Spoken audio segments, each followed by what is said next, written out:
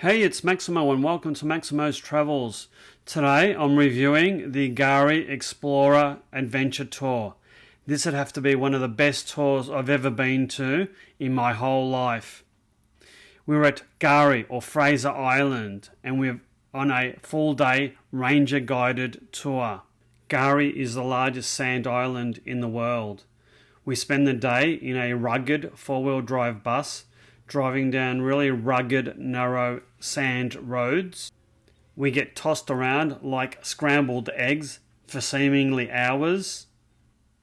We spend some time swimming and admiring a huge perched freshwater lake, Lake McKenzie.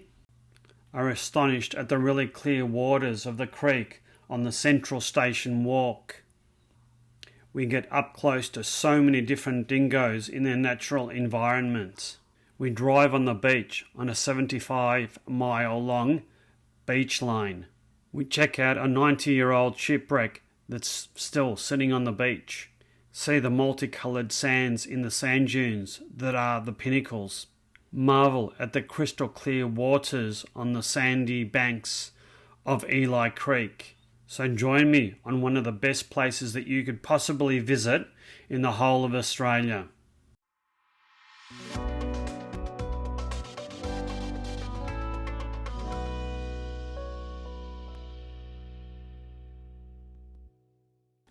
We had booked a 3-day, 2-night tour of Karri on Fraser Island.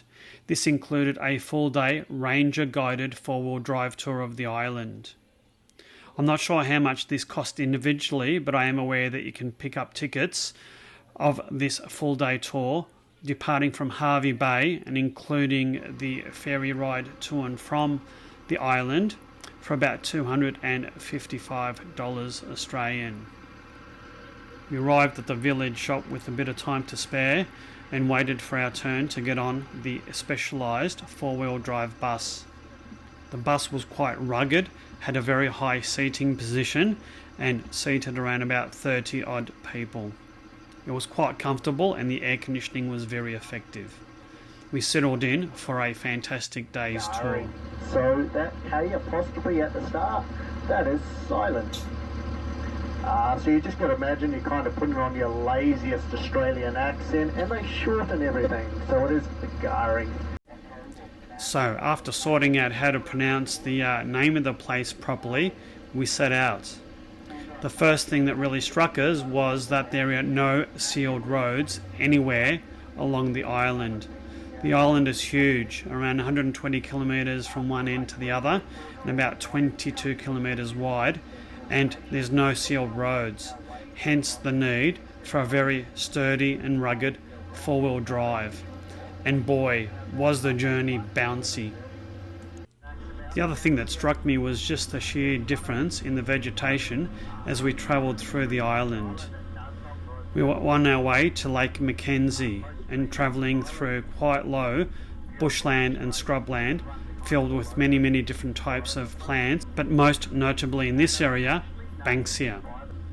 The sand road was reasonably well maintained, but quite rough and narrow. It was particularly interesting to see us passing cars heading the other way.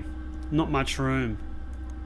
After riding for about half an hour, the vegetation thinned out and we got our first glimpse of our first destination, Lake McKenzie. We got off the bus and headed down a very narrow path to the lake. The lake's around about 10 kilometres from the Kingfisher Bay Resort.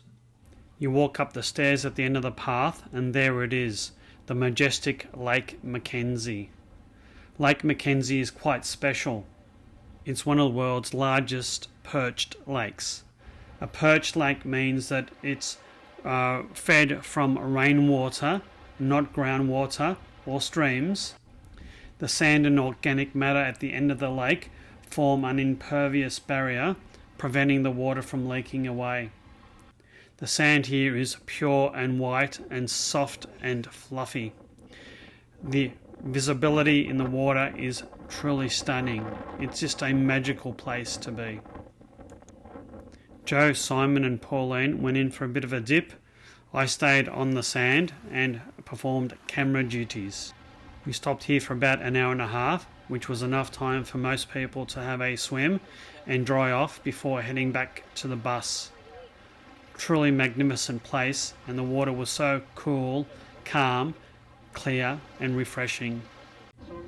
We jumped back into the bus for another bumpy ride to our next destination.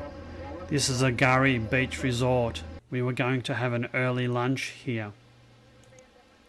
We passed yet more banks here and experienced more of the rough and really bumpy roads along the way.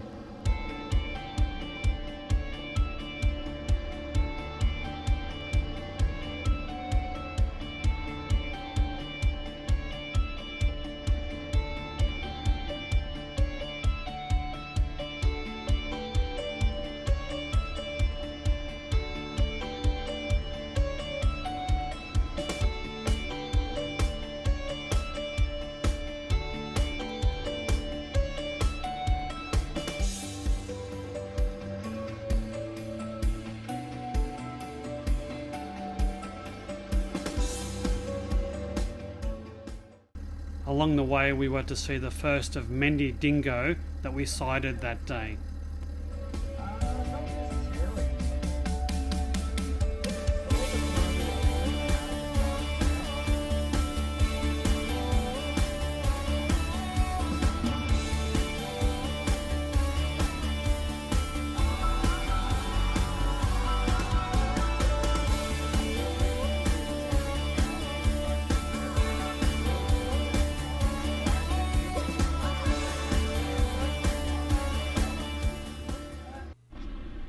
Along the way to the beach resort, we stopped at a very huge Karri pine forest. The ranger told us not only to beware of snakes, spiders and dingoes, but to watch Karri pine fruits falling from the sky. Australia can be a dangerous place. You need to have eyes in the back of your head, I think.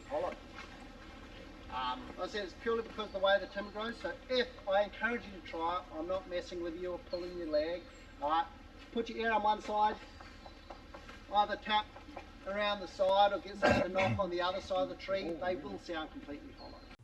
We continued to walk through the forest on a very well marked track, down some stairs until we were led to a stream and a gully. And the steps led us down to the Wanggoolba Creek Rainforest walk.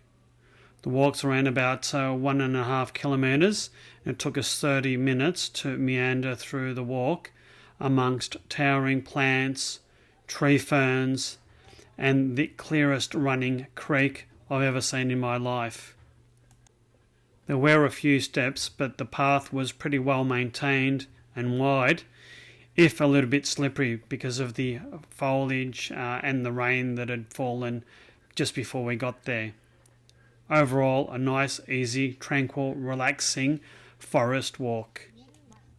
With a unique microclimate that provides for many different species of flora and fauna. It was truly a breathtaking place to be. The creek, like the rest of the island, had a sandy bottom.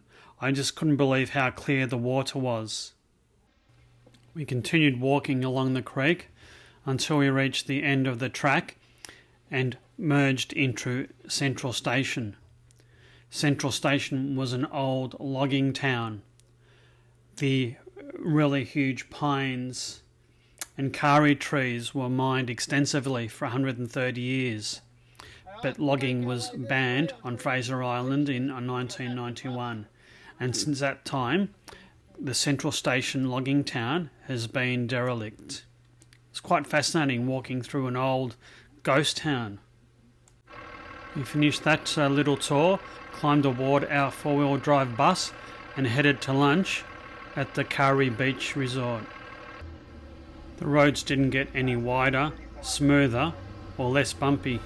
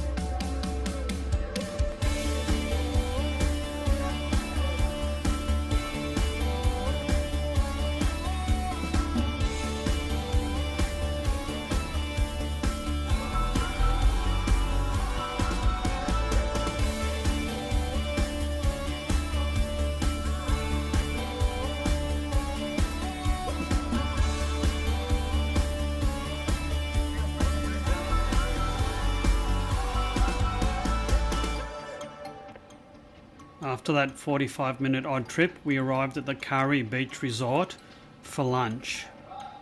The beach resort is a second main resort on Fraser Island. The buffet was held in the bar lounge and it offered quite a wide selection of foods with ample things to choose from meats, salads, cold meats, fruit, you name it, it had it. Quite a good selection of gluten-free and vegetarian dishes as well. We all ate really, really well. It was fantastic food. We had around about 45 to 50 minutes here to have our lunch and a rest and a toilet stop. We all hopped back on the bus, drove through the little resort town and did something that was quite unexpected. We started driving on the beach and driving on the beach for a very, very long time.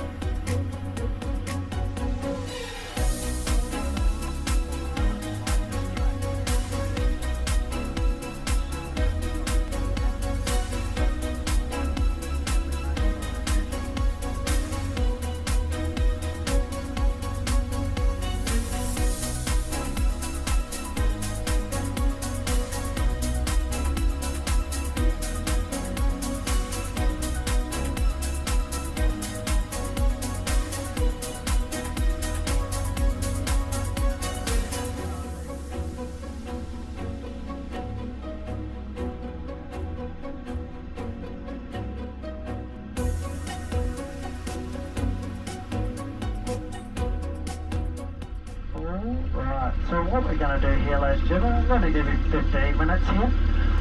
This photo stop. The SS Maheno is an iconic feature of Fraser Island. This was an ocean liner, a trans-Tasman ship that had washed ashore during a cyclone in 1935. It was still there nearly 80 years after it ran ashore. It's slowly fading away and rusting away. It's quite fascinating to see, really. We spent about 15 minutes here, and one thing that you need to watch out for is it is a beach but also a public road, so you've got to be careful of cars going up and down the beach when you get back on the bus. Out of this creek, because it is such a large number, I'll put that into perspective a little bit.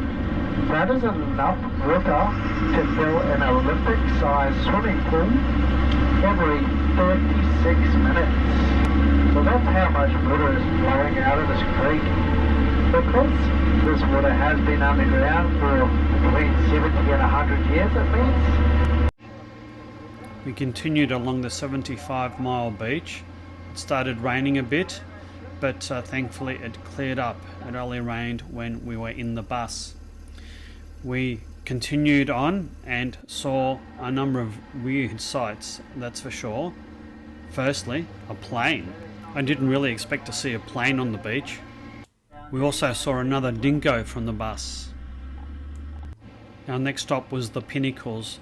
This is a collection of hardened, multicoloured sands.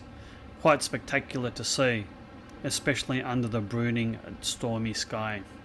And then out of the bush springs another dingo. This is the closest we'd got so far today, and we had to keep an eye on the Dingo as we explored the Pinnacles. This was as far north as we travelled on the tour today. We turned around and headed back towards Eli Creek. Eli Creek is the largest creek on the eastern side of Karri. It flows around 4,000 litres of fresh, pure, clean water into the ocean every hour. It's really quite spooky. You've got this very gentle flowing stream that's utterly clear with a sandy bottom, and just the other side you've got a very, very rough ocean. It really is a unique place, unlike anywhere else I've ever been. We spent about 45 minutes here, and if you're young and adventurous, you can either swim or stroll or paddleboard down a fair length of the creek. Seeing as I'm mature and discerning, I just chose to walk up the path and watch the youngsters at it.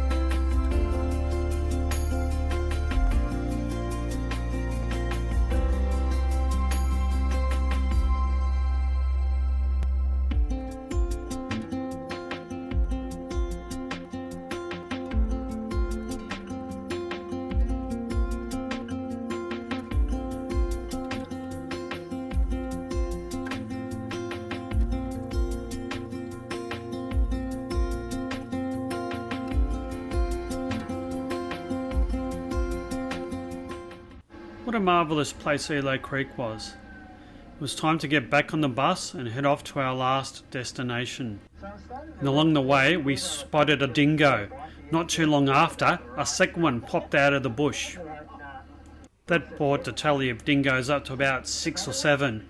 Considering there's only about 40 on the whole of the island, that's a pretty good hit rate, I think. We were fortunate. I was actually quite surprised by the number of people and cars, not only on the beach, but also on the tracks.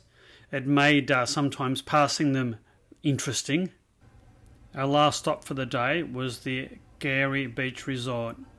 We found a couple of very interesting birds at the cafe here, and we had the opportunity for a toilet break and also for a coffee or an ice cream.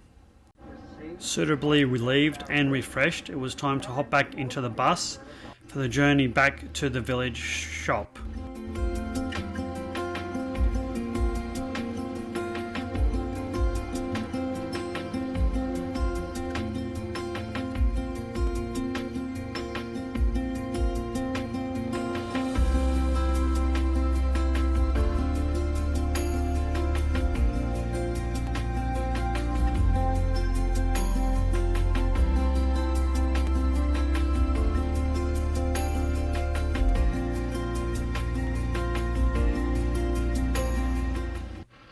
We were to make one quick stop along the way, the Queen's Commonwealth Canopy.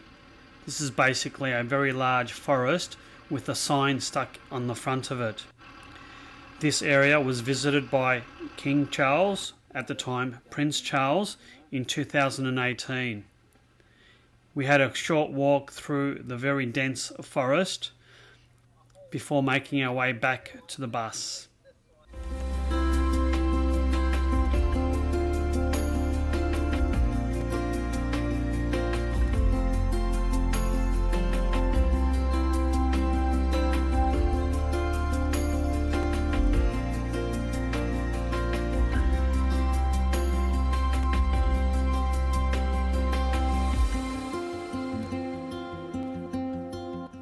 And that was pretty much the end of the tour. We had an absolutely fantastic day.